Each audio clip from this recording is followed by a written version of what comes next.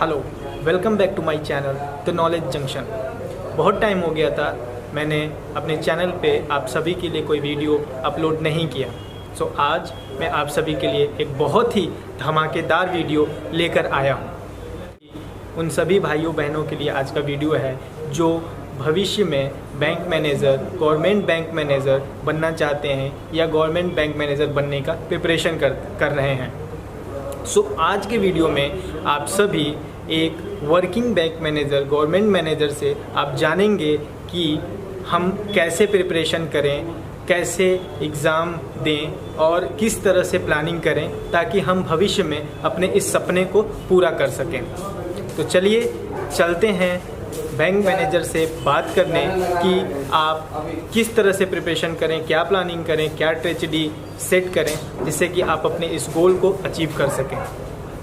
तो अगर आप मेरे इस चैनल पे नए हैं तो चैनल को सब्सक्राइब करें, वीडियोस को लाइक करें और शेयर करना ना भूलें। तो चलिए वीडियो को स्टार्ट करते हैं। मैनेजर बनने के गोल को हम कैसे अचीव कर सकते हैं, हमें किस तरह का प्रिपरेशन करना होगा, किस तरह से कंपटीशन को बीट करना होगा, वो खुद एक गवर्नमेंट मैनेजर आपको ये सारी ब्रीफ में जानकारियाँ देंगे। तो चलिए मैनेजर साहब से बात करते हैं और उनसे जानते हैं कि हमें किस तरह से इस कंपटीशन को, इस गोल को अचीव किया जा सकता है। हम ऑफिस में आ गए हैं, हमारे मैनेजर साहब सामने बैठे हुए हैं जो कि पंजाब नेशनल बैंक के सीनियर मैनेजर हैं।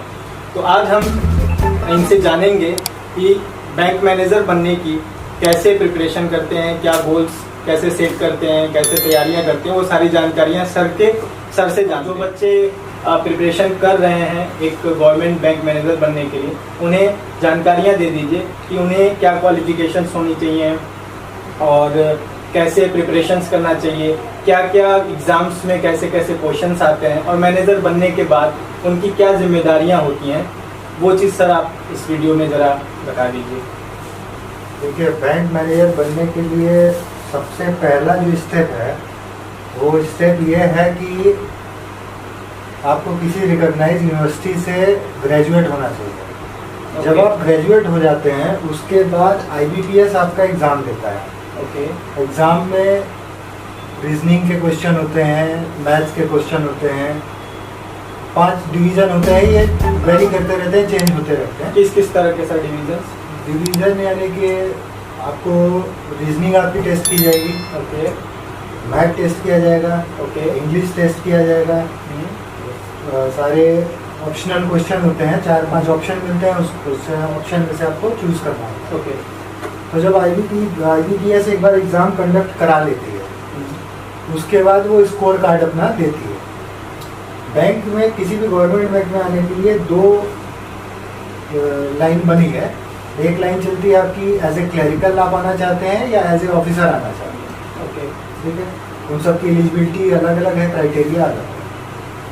तो जब आप IBPS का एग्ज़ाम कंडक्ट करते हैं आपको स्कोर कार्ड मिल जाता है, उसमें आपकी रैंकिंग आ जाती है। उसके बाद बैंक अपनी वैकेंसीज निकालते हैं कि हमारे यहाँ इतनी वैकेंसी, हमारे यहाँ इतनी वैकेंसी, आप अप्लाई करते हो, उसके हिसाब से वो कट ऑफ बताते हैं। जैसे किसी ने अपना बताया एज ए क्लरिकल जो अपना लेंगे तो उनका कट ऑफ हो गया 170, तो 170 वाले फिर उसमें अप्लाई करें और फिर उसके नीचे वाले को दूसरा बैंक अप्लाई करें, तो ऐसे चलता है। फिर एक बार जब आप बैंक में आ गए, एज ए क्लरिकल अगर आए हैं और एज ए ऑफिसर आए हैं, दोनों चीज़ें अलग अलग हैं। क्लरिकल और ऑफिसर्स में क्या डिफरेंस होता है? डिफरेंस बताते हैं। क्लरिकल जब आप आते हैं तो आपको मिनिमम 3 साल बैंक में देना पड़ता है ऑफिसर बनने के लिए। ठीक है, उस 3 साल में अब हर बैंक का क्राइटेरिया अलग है। जैसे हमारे PNB की अगर हम बात करेंगे तो हमारे PNB में 6 पॉइंट चाहिए होते हैं। उस 6 पॉइंट यानी कि ऐसे काउंट करते हैं कि हर जो वर्किंग आप आवर ईयर कर रहे हैं तो हर वर्किंग ईयर में 1 पॉइंट मिलता है, ग्रेजुएशन का 1 पॉइंट मिलता है। इसके बाद इंटरनल कुछ डिप्लोमा कोर्सेज होते हैं जो IIBF के थ्रू होते हैं, उसमें JIB एग्ज़ाम होता है और CIB एग्ज़ाम होता है। जब ये 2 एग्ज़ाम आप क्रॉस करते हो तो जब अगर उसको क्लियर कर देते हो टफ होता है, उसको क्लियर करते हो तो 3 पॉइंट आपको और मिलता है वेटेज के, ये वेटेज पॉइंट मिल जाता है। जब 6 वेटेज पॉइंट होते हैं उसके बाद ही आप ऑफिसर कैडर पे एग्ज़ाम, इंटरनल एग्ज़ाम आप दे सकते हो। तो जब आप ऑफिसर कैडर पे एग्जाम दोगे, ऑफिसर बनोगे, उसके बाद का अगला स्टेप होता है कि मैनेजर पोस्ट के लिए, तभी आप मैनेजर बन सकते हो। सरकारी बैंकों में सीधे मैनेजर बनने का कोई पोस्ट नहीं होता, वो स्पेशल कैटेगरी होती है। अगर आप सीए हो तो फिर आप डायरेक्टली स्केल 2 मैनेजर के लिए अप्लाई कर सकते हो, उसकी अलग वैकेंसी होती है। वो स्पेशल प्रमोशन का कोई ऑप्शन नहीं होता है, अप्लाई करना होता है, अप्लाई करना। ओके, तो ये चीज़ें, उसके बाद आप सीनियर मैनेजर बनते हो, वो आपके ऊपर डिपेंड करता है। अगर आपके भीतर कैपेबिलिटी है, थोड़ी सी भी है, और आप मेहनत करते हो, तो बैंक बिल्कुल उसको रिकॉग्नाइज करता है और आपको आगे बढ़ता है, इससे बैंक भी आगे बढ़ता है और ठीक है सर। और प्रिपरेशन, जैसे कि जो बच्चे बाहर रह के प्रिपरेशन करते हैं, उनके लिए सर आप क्या मैसेज देना चाहेंगे? क्वेश्चन नहीं आता है, आप पीछे के 10 साल के 5 साल के IBPS के अनसॉल्व पेपर ले सकते हैं। बेसिक चीजें हैं। बैंक में स्पीड मायने रखता है, आप किस स्पीड से किसी क्वेश्चन को कैसे रिजॉल्व करते हैं। ओके, यहाँ नॉलेज टेस्ट नहीं होता, स्पीड का टेस्ट होता है। तो जब आप उसको प्रैक्टिस में करते रहते हो तो हो जाता है। ठीक है सर। और जैसे कि मैनेजर बनने के बाद जो पब्लिक का बर्डन होता है, आपके ऊपर क्या पब्लिक का बर्डन होता है और पब्लिक के प्रति आपकी क्या जिम्मेदारियां होती हैं सर, आप बताएं। मैनेजर बनने के बाद सारी जो पब्लिक की एक्सपेक्टेशन होती है वो मैनेजर से ही है। आपका स्टाफ अगर आपका सपोर्टिव है, अच्छे से काम करता है, सपोर्टिव का मतलब नॉलेजेबल है, अच्छे से काम करता है, क्योंकि बैंकों में क्या है, चीज़ें ड्रास्टिकली चेंज हो रही है, बहुत तेज़ी से चेंज हो रही है जी, ठीक है, तो उसको लर्न करना पड़ता है।